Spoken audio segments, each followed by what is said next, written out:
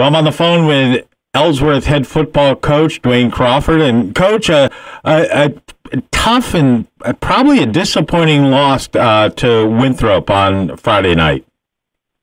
Yeah, it was, Chris. I mean, we had opportunities, but we were up in the third quarter, 13-7, 14-7, and we struggled against their pass game and just couldn't find a way to shut it down. We got in. We were on the 4-yard line with less than a minute to go, but couldn't get it in. It would have made it closer and maybe a chance for an onside kick and something to happen. But we struggled. We struggled in the secondary. Our offensive line struggled horribly against their front five, and so it was tough to get a lot going in the offensively or shutting down that pass game. Even though we put up some impressive numbers on the ground, we weren't able to contain the pass game, and that's what really killed us. Yeah, I mean, and it's tough when you're facing bigger and stronger kids, and I mean, let's face it. I mean, Ellsworth still is a developing program. Yeah, I mean, I think we're right there. We're right on the edge of being really good. We just need a few more players to surround the ones we've got, and I think next year that'll happen as well. But that being said, we've got this 3-game stretch coming up. If we can find a way to win these games, we're in the playoffs, which has never happened before.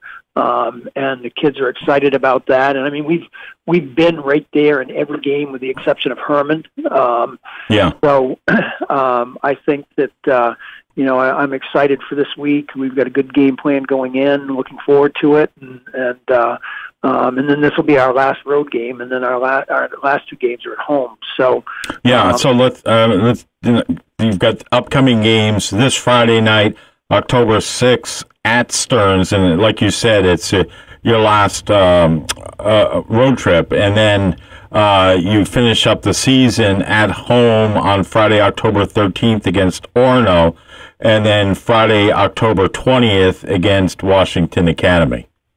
Yes, yeah, and it'll be nice to have those last 2 games at home.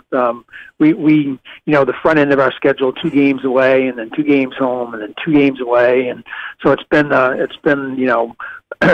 long stretch and against some really tough teams. But we've persevered and so I think shown pretty much everybody that we can play with them. Now we just need to put all the pieces together and get a few more wins on the board. Certainly, on paper they look winnable. I mean, Stearns is 1-4, as are you, but you're way ahead of them because of the quality of your victory.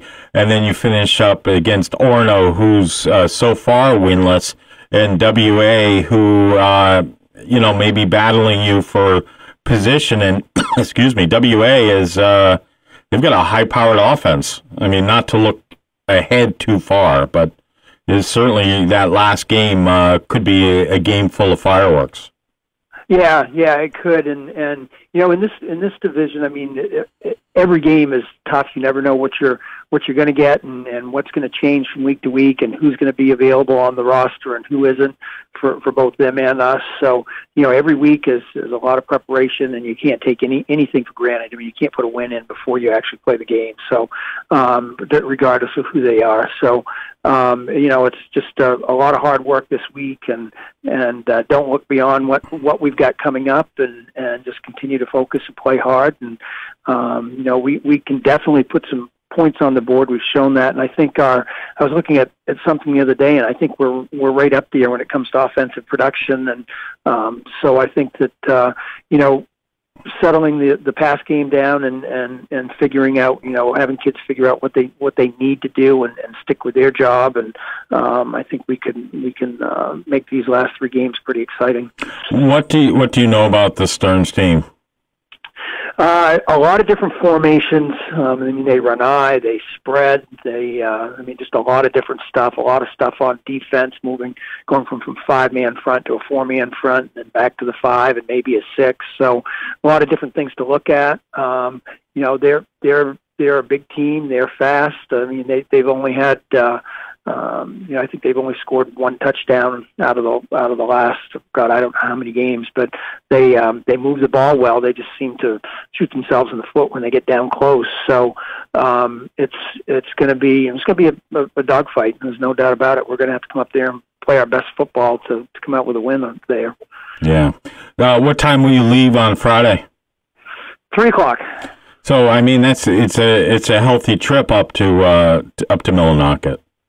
Yeah, and you need to get there in plenty of time to get the kids out and let them stretch and walk around, and it's such a production getting football together. It's not like showing up and putting on a pair of shorts and a tank top. Right.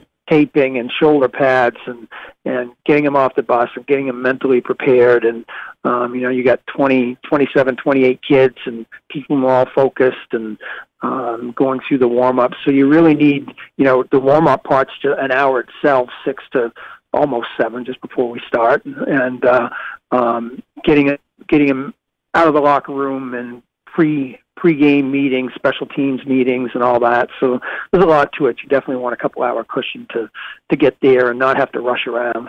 Can you do any of that on the bus, or is it more of a, you guys take care of yourselves and we'll be football ready, the last, start getting ready as you get up to the Medway area, and then, pay attention from there?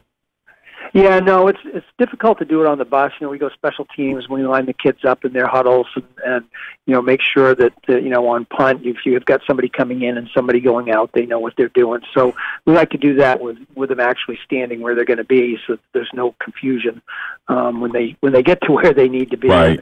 And actually, our special teams have been really good this year. I mean, we returned to kick Friday night for a touchdown. We haven't given up anything long. Our punt game's been excellent. Javon's been doing a great job. So, the special teams, which in the past has been a real bugaboo for us, has been really, really good this year. We actually almost broke 2 other kicks on Friday night. They were close. They were one tackle away from going all the way. So, and we got a lot of young kids on that, which bodes well for the future because they're just going to keep getting better and better. I think we have 3 or 4 freshmen out there on kickoffs, so and kick returns. So it's nice to see that they're out there and able to get a few reps and do a good job doing it. But no, just getting all that stuff taken care of. We do give them. I give them a playbook to study on the way up. They all get their individual playbook so that they can go through what their assignments are last minute, just to refresh themselves and just stay quiet and focused and get ready to go when we get there. All right. Well, Coach, best of luck this week, and we'll talk to you on Friday just before you head on up 95. Thanks, Chris.